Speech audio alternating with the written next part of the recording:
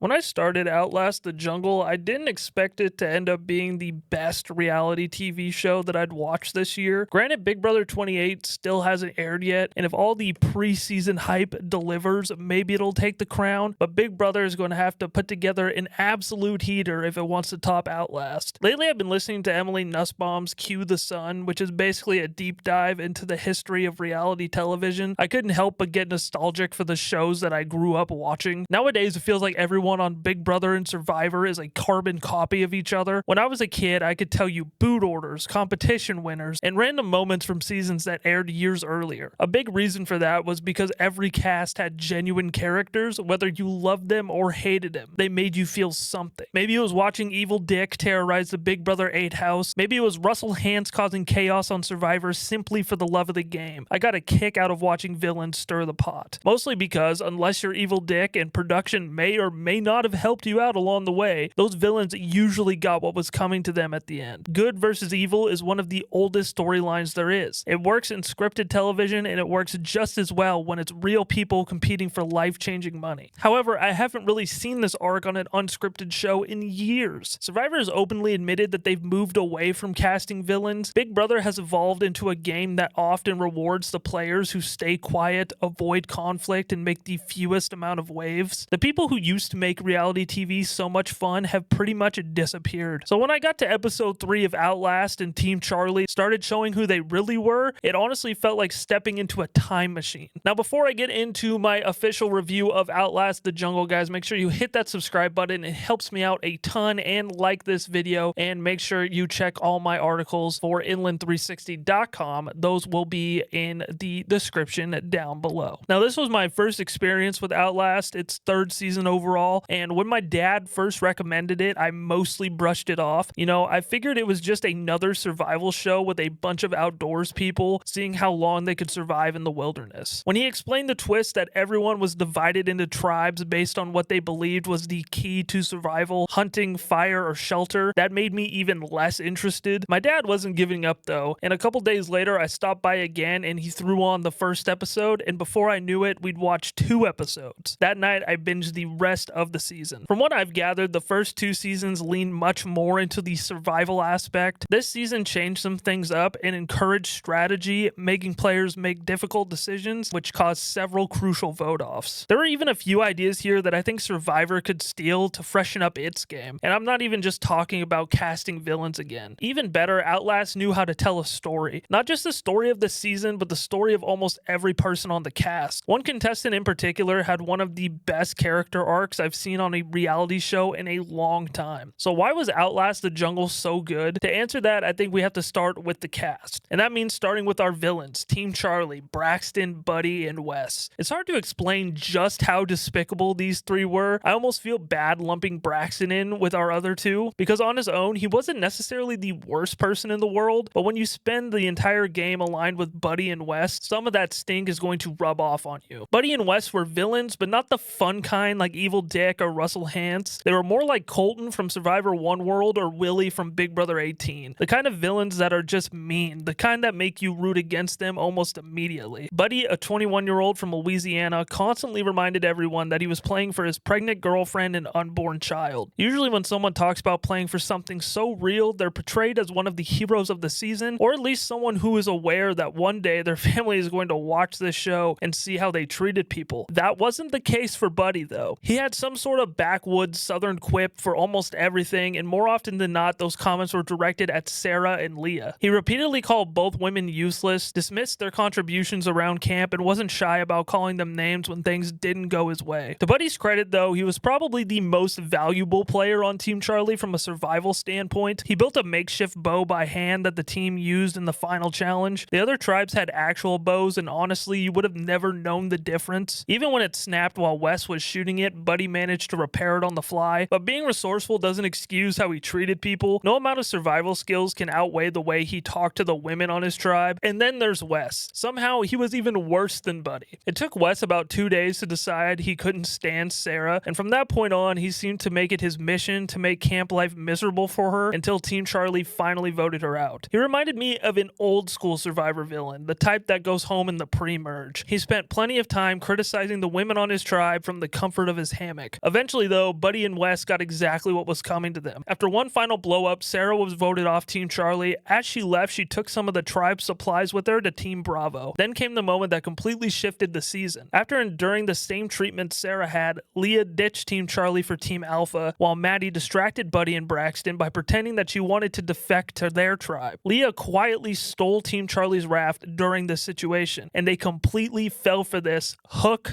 line, and sinker. During this whole snafu, Wes stayed behind with a few supplies to make sure Leiya couldn't steal anything else, but by then the damage had already been done. Team Charlie, the group that had acted like they were smarter than everyone else all season, had just been embarrassed. I wouldn't exactly call these guys a breath of fresh air. They were awful. But reality TV has been missing characters like this for a long time. Antagonists who are so over the top that the audience can't wait to watch them get knocked down. Their downfall was incredibly satisfying because just a few episodes earlier, they looked untouchable. They had the power, they sent Brad home from Team Alpha, they even stole the fire-starting ferro rods from Team Bravo and looked like they were cruising towards the end. Then it all came crashing down. Hopefully someone in Survivor's casting department watched this season and thought, people can't stop talking about these three idiots. Maybe we should start casting villains again. Because as awful as Buddy, Wes, and to a lesser extent Braxton could be, they filled a role that modern reality TV has been missing. Now let's talk about the other two members of Team Charlie who eventually broke away from that trio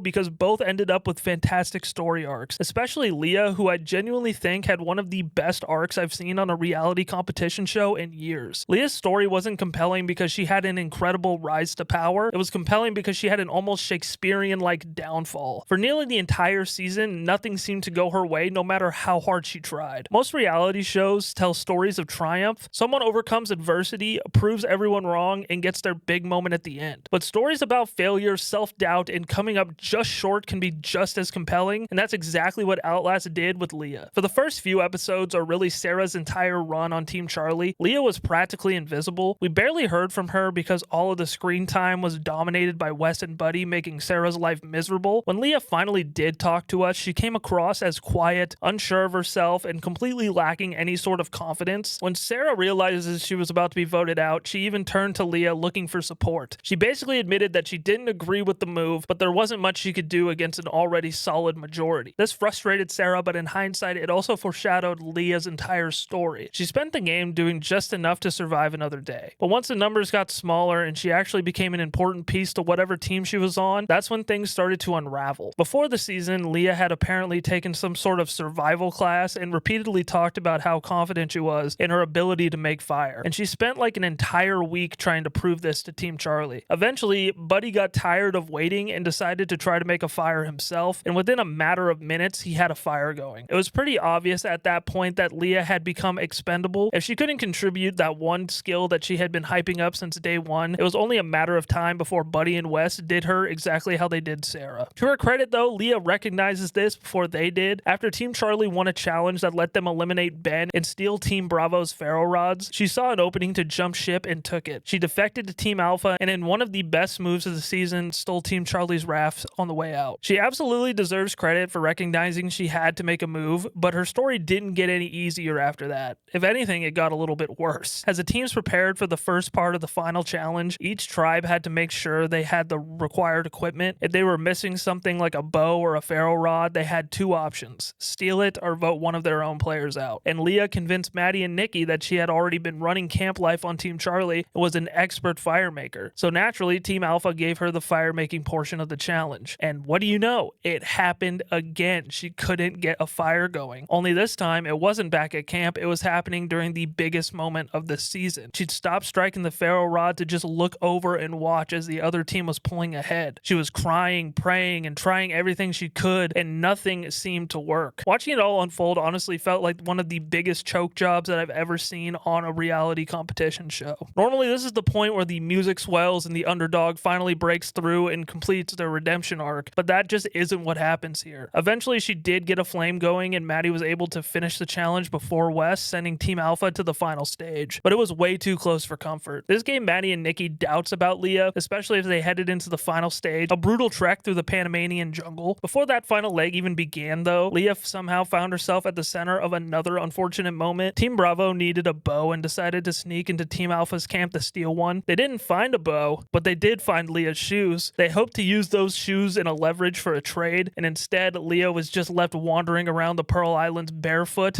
in another chapter of her tragic story. Thankfully though, she eventually did get her shoes back. Unfortunately, they did not help much. During the final trek, she simply couldn't keep up with Maddie and Nikki. They spent most of the journey encouraging her, pulling her along, and literally pushing her through parts of the jungle before stopping for the night ahead of the final push to the $1 million. At any point, teams could vote out one of their own members, and just one stage away from the finish line, Nikki and Maddie decided Leiya couldn't go any further, and they cut her. It ended up being the right move strategically. Nikki and Maddie flew through the final leg and ultimately won the $1 million, but the most memorable part of Team Alpha's story wasn't their victory, it was Leia's collapse. The entire season conditions you to believe she's eventually going to prove everyone wrong. You keep waiting for that one moment where everything finally clicks for her, it just never comes. She doesn't get the redemption, she doesn't suddenly become the hero, she just falls short. It's just such an unusual arc for reality TV, and it was told so well, I genuinely have to tip my hat to the producers. Throughout all 8 episodes of Outlast, I kept trying to figure out which players felt like they could have easily been cast on Survivor. To me, Sarah is near the top of that list. She gave off Venus vibes, maybe to an extreme degree. Putting Sarah on the same tribe as Buddy, Wes, and Braxton was basically a recipe for disaster. I don't think those 4 would have gotten along in any scenario. That led to plenty of entertaining arguments, but for every fight that was fun to watch, there was just as many uncomfortable moments that left a bad taste in your mouth. By the time Team Charlie finally voted Sarah out, you weren't really rooting for her because she was playing a great game. You were rooting for her because you wanted her to get away from those guys. When she left Team Charlie, it wasn't even a guarantee she'd survive much longer. Team Bravo eventually accepted her, but it came with an understanding. If they eventually needed an easy vote, Sarah would probably be the one to go. Instead, she slowly started to win them over. One of my favorite parts of her story was her relationship with Morgan. Early on, Morgan had absolutely no interest in working with Sarah, or women in general for that matter. In the first episode, Abby suggested the women should stick together. Morgan wasn't buying this, however, but as the game went on, that completely changed. The two developed a genuine friendship, and Morgan eventually found herself defending Sarah when they were gathering coconuts near Team Charlie's camp. Unfortunately, her story still ended in heartbreak. Heading into the final challenge, Team Bravo needed a bow, and the only way they were going to get one after failing to steal it was to vote a member of their own team off. Sarah was the choice. She understood why they made their decision and was probably thankful to the group for giving her a second chance after everything that she had gone through on Team Charlie. Without them, her entire experience on the show probably would have been miserable. Sarah was exactly the kind of chaotic personality that makes reality TV better. And speaking of potential Survivor contestants, I think Abby fits that mold better than anyone else who is out there in Panama. Early in my watch, like I said, I still thought this was purely a survival show, so when Abby started talking about women's alliances and thinking about the game in a more strategic way, I didn't have much faith in her. In fact, I remember watching the first episode and saying she's not going to last long, but as the season went on and it became clear that strategy actually mattered in this game, Abby started to make more and more sense. She also basically became the narrator of the season. For a long stretch, we saw the game through Abby's eyes before Nikki's edit randomly picked up near the end. Her biggest move came near the end when she helped cut Morgan in order to secure a Pharaoh rod for the final challenge. Abby and Pharaoh had been tight from the beginning, and she was able to get him on board with the move. Morgan was clearly hurt by it, especially because Abby had been the one suggesting a women's alliance earlier in the season. Abby was thinking about the game in a way most of the cast wasn't. She understood where the numbers were, she knew when relationships mattered, and she knew when it was time to cut someone before they could get in her way. I want Abby on Survivor immediately. And now just a couple of quick hits on the rest of the cast that I have an opinion on. Pharaoh had a surprisingly interesting arc throughout the game. It really felt like every strategic decision he had to make weighed on him a little more than the last. By the time of the final challenge, it looked like he really was mentally just exhausted. He wasn't the biggest personality on the cast, but watching him slowly wear down as the game got harder and the elements took their toll was honestly pretty compelling. Then there was Ben. Ben seemed like he'd be in a great position if he was actually as good at everything as he thought he was. He billed himself as an expert negotiator, but none of his negotiations ever worked. He talked about being an elite spear fisherman, but he couldn't catch any fish, and